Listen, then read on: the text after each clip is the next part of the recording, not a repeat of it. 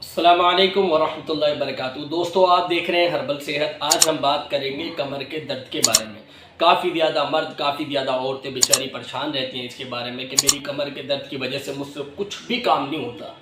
ये क्या मतलब है कि यानी कि घर के अंदर काम करना ये काफ़ी ज़्यादा मुझसे हो नहीं पाता है। मैं किस तरीके से काम को अंजाम दूँ, मेरे बच्चे भी कम से कम 10-12 हैं या 4-5 हैं, मैं इन बच्चों को देखूँ या काम करूँ, ये शिकायतें रहती हैं घर की औरतों को। दूसरी चीज़ ये है कि मर्दों को काफ़ी ज़्यादा परेशानी होती है कि वो अपने काम, जो भी वो काम करते हैं, चाहे वो बैठने का काम हो, चाहे वो खड़े होने का काम हो, ना तो उनसे खड़ा हो जाता है ना उनसे बैठा जाता है। अपनी कमर को लेकर बैठे हुए होते हैं कि जी मेरी कमर में काफ़ी ज़्यादा दर्द है, मैं किस तरीके से काम को अंजाम दूँ, किस तरीके से अपने बच्चों को खिलाऊँ, मुझसे तो काम ही नहीं हो पाता। काफ़ी ज़्यादा आलसीपन काम की वजह यानी कि कमर के दर्द की वजह से आ जाता है। तो इसलिए समझने की चीज़ है कि हमारी कमर में कौन सा दर्द है। अगर ये अपर लेवल पर जा रहा है यानी कि ऊपर की तरफ जा रहा है तो ये सर्वाइकल का दर्द होता है, जिसके अंदर चक्कर भी आते हैं, सर घूमने लग जाता है और काफ़ी ज़्यादा गर्दन में और पीछे बैक साइड के अंदर दर्द भी होना शुरू हो जाता है। अगर दूसरी चीज़ हमारी कमर में फ्यूज़ है या पत्थर जैसी अगर हमारी कमर हो गई है और या चिकनी चिकनी कमर हो गई है या बैंड हो रही है कमर हमारी, तो इसको स्पॉन्डालाइटिस भी बोलते हैं, यानी कि स्पॉन्डालाइटिस की भी परेशानी हो सकती है। तीसरी ये है कि हमारी L4 में L5 के अंदर दिक्कत आ जाती है कि L4 तो हमारी फ्यूजिंग की तरफ चली जाती है और L5 हमारी गैप की तरफ जाती है, जिसकी वजह से नस दब जाती है। डेफिनेटली नस दबेगी इसके अंदर, तो काफ़ी ज़्यादा परेशानी आनी शुरू हो जाती है। इसकी वजूहत होती है कि घर की औरतें बेचारी जो काम कर रही हैं, यानी कि ताकतवर तो होती नहीं है, कमज़ोर औरतें होती हैं, तो वो सिलेंडर उनका ख़त्म हो गया तो उन्होंने सिलेंडर उठाकर वो सिलेंडर लगा लिया, या पानी भर गया कूलर के अंदर डालना है। गर्मी जिस तरीके से काफ़ी ज़्यादा तेज़ पड़ रही है तो कूलर में अगर पानी डालना है तो गलत तरीके से उठा लिया तो क्या कहते हैं कमर के अंदर दर्द हो गया, या पोछा लगा लिया या झाड़ू लगा ली तो काफ़ी ज़्यादा कमर के अंदर दर्द हो जाता है।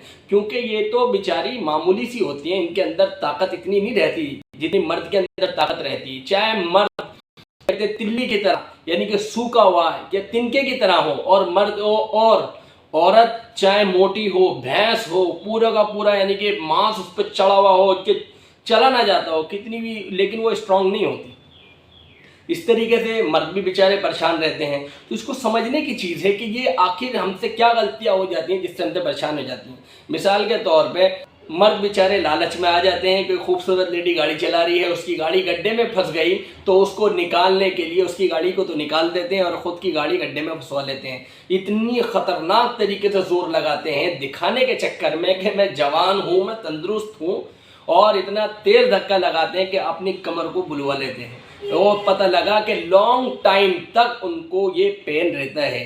तो इसकी चीज़ें हैं। और औरतें बेचारी कहती हैं कि जी मैं अस्पताल में भी दिखा लिया, कई जगह लोग दिखा लेते हैं, और औरतों को तो कहने ही क्या है कि अगर वो तो सदमे में ही पहुंच जाती हैं। और कई बार तो ऐसा देखा गया है कि बेचारी औरतें और मर्द भी यानी कि ज़्यादातर जहनी बीमार हो जाती हैं। सबसे ज़्यादा औरतें होती हैं कि अगर वो अपनी किसी से भी बहन से, मिलने वाली से, पड़ोस से या सास से, किसी से भी, या अपनी वालदा से या बहन से, किसी से भी मिलने जुलने वाली अगर कह देती है बहन मैंने तो अपना कम से कम 2 साल मेरे को ट्रीटमेंट कराते हुए हो गया, मैंने कोई भी अस्पताल नहीं छोड़ा, कोई भी मैंने क्या कहते हैं क्लिनिक नहीं छोड़ी, मोहल्ला क्लिनिक नहीं छोड़ा, हाँ कोई सी भी जगह नहीं छोड़ी, लेकिन मुझे दर्द के अंदर आराम नहीं है, बिल्कुल भी दर्द में आराम नहीं है। तो वो उसकी बहन बेचारी उसे और डरा देती है, वो तो है ही परेशान, वो और परेशान कर देती है। मुझे तो ऐसा लगता है कि तेरे ऊपर कराया हुआ है, और फला बाबे के पास उसको लेकर चली जाती है। बाबा बेचारा और डरा देता है, बेचारी तो थी डिप्रेशन में अपने दर्द की वजह से, लेकिन और ज़्यादा जहनी डिप्रेशन में फिर वो आ जाती है कि ये मुझे क्या हो गया।